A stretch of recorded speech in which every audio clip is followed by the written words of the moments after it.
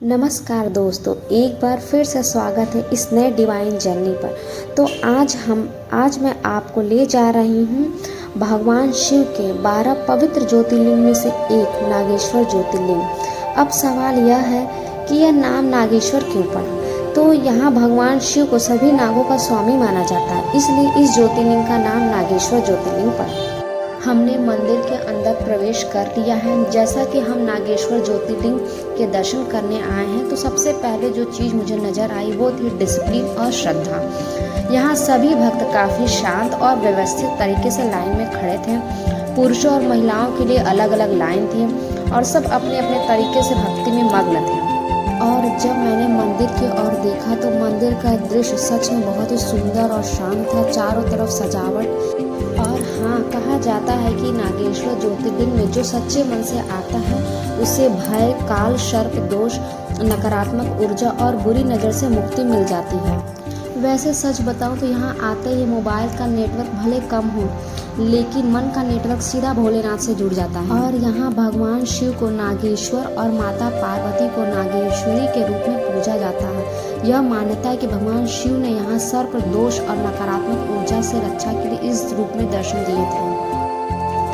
दर्शन करने के बाद हम लोगों ने फिर प्रसाद लिया और उसको ग्रहण करने के बाद अब हम जा रहे हैं एक बहुत ही भव्य शिव प्रतिमा जो लगभग 25 मीटर ऊंची है, उसका दर्शन करना।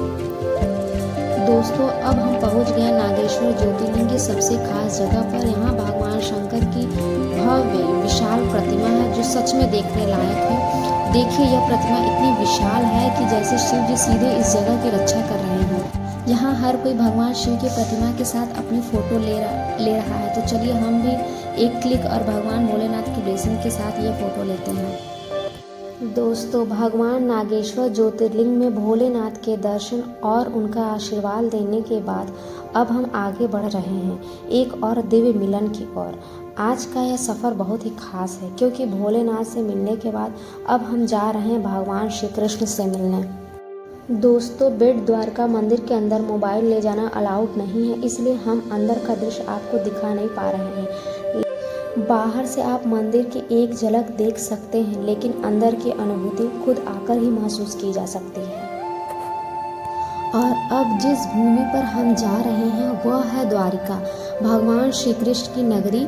कहा जाता है कि यहीं से श्री कृष्ण ने अपनी लीला रचाई थी और यही उनकी स्वर्णिम द्वारिका नगरी बसती थी।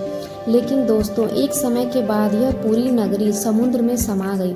आज भी कहा जाता है कि समुद्र की गहराइयों में श्री कृष्ण की द्वारिका के अवशेष मौजूद हैं। सोचिए, जहाँ कभी महलों की रौनक थी, आज वहाँ सिर्फ लहरों की आवाज़ें हैं। अब हम निकल रहे हैं समुद्र की सैर पर, जहाँ हम शिप में बैठकर उस सागर को नज़दीक से देखेंगे जिसने श्री कृष्ण की द्वारिका को अपने भीतर समेट लिया है। यह सिर्फ एक समुद्र यात्रा नहीं, यह इतिहास और आस्था के बीच का एक सफ़र है। दोस्तों, अभी हम बैठ गए हैं बेट द्वारिका की शिप में और हमारे सामने फैला है अनंत समुद्र, शांत, गहरा और रहस्यों से भरा हुआ। इन लहरों को देखिए, यह सिर्फ पानी नहीं है, यह इतिहास है, यह कहानियाँ हैं और यह वो गवाह हैं जिन्होंने सब कुछ देखा है। हर लहर जैसे हमसे कुछ कह रही हो। मैंने श्री कृष्ण की नगरी देखी है, मैंने सोने जैसा महल देखे हैं, मैंने शंखनाद सुना है। कहा जाता है दोस्तों, इन्हीं लहरों के नीचे भगवान श्री कृष्ण की द्वारिका नगरी बसी थी, एक ऐसी नगरी जो आज भी समुद्र की गहराइयों में सांस ले रही है। सोचिए, जहाँ कभी जीवन था, जहाँ वह लहरें थीं जिनकी यादें कभी डूबती नहीं। यह समुद्र हमें सिखाता है कि कुछ समय सब कुछ बदल देता है, लेकिन आस्था कभी खत्म नहीं होती।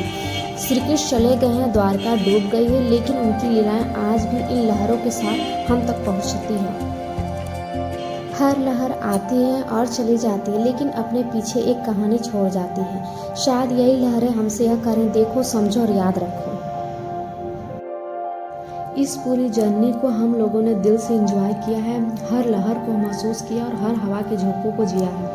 मन में एक अलग सा सुकून था, एक गहरी शांति थी और जैसे कई अंदर से मन का शुद्धिकरण हो गया हो। हम सब ने मिलकर हर एक पल को बहुत अच्छे से जिया, ना कोई जल्दी, ना कोई भागदौड़, बस उस पल में रहना, उस सफ़र को महसूस करना और भगवान का धन्यवाद करना कि हमें यह अनुभव मिला।